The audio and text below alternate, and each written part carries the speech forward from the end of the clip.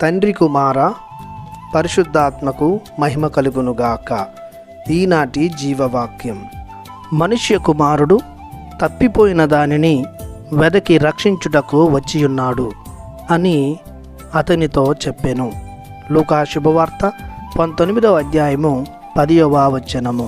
సహోదరి సహోదరులారా, దేవునిచే మిక్కిలిగా ప్రేమించబడుతున్న ప్రియ దేవుని బిడ్డలారా, దేవుని కృపయు శాంతియు మీకు లభించునుగాక. క్రీస్తు ప్రభువే స్వయాన ఈ మాటలను పలుకుతున్నాడు. సుంకరి అయిన జక్కయ్య తనను ఆదరించి ఆయన ఇంటిని పావనపరిచి ఆయన చేసిన దాన ధర్మాలను చూసి క్రీస్తు జక్కయ్యను క్షమించి మరలా అబ్రహాము కుమారునిగా దీవించాడు.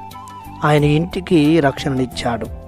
ఇదే క్రీస్తు ప్రభుని ముఖ్య పరిచర్య అని రుజువు చేస్తూ పలికిన సందర్భంలోనిది ఈ వాక్యం.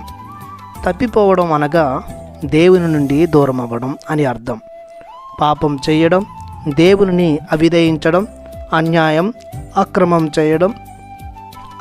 చేయడం, మానవీయ విలువలను వదిలి కఠినమైన హృదయంతో ప్రవర్తించడం, ప్రేమ, దయ, నీతి, సత్యం వదిలి దురాక్రమణకు పాల్పడడం, దేవుడిచ్చినటువంటి ఆజ్ఞలను పాటించకుండా వాటిని అగౌరవపరచడం, నిజమైన దేవుణ్ణి వదిలి సృష్టి వస్తువులను ఆరాధించడం, పవిత్రాత్మ కార్యాలకు విరుద్ధంగా ప్రవర్తించడం, లోక ప్రమాణాలను అనుసరించి జీవించడం, ఇవన్నీ దేవుని నుండి దూరం చేసే పాపకార్యాలు.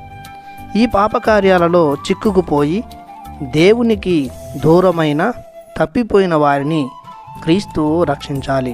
అందుకే ఆదిలో వాక్కుగా ఉన్న క్రీస్తు ప్రభు భువికి వచ్చి ఈ మానవాళి మధ్యనే నివసించి సకల అవరోధాలను, పాపాన్ని, లోకాన్ని, శాపాన్ని, సాతానుని జిత్తులను, శారీరక వాంఛలను ఎదుర్కొనే గొప్ప మార్గాన్ని చూపించారు. నన్ను పోలి జీవించమని జీవ మార్గాన్ని అందించారు.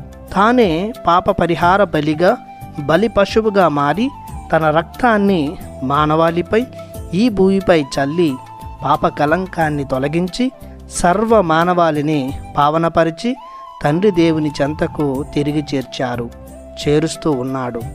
కావున ప్రియ దేవుని బిడలారా, పాపపు కూపములో ఇంకా అల్లాడుతున్న మనం క్రీస్తును చేరి దేవుని ప్రియబిడ్డలుగా జీవించుదాం. ప్రార్థించుదాము.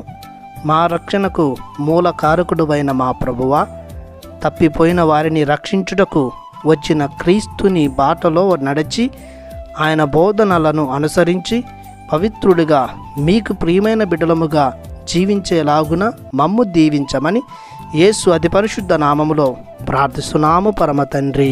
ఆమేన్. దేవుడు మిమ్ము దీవించునుగాక.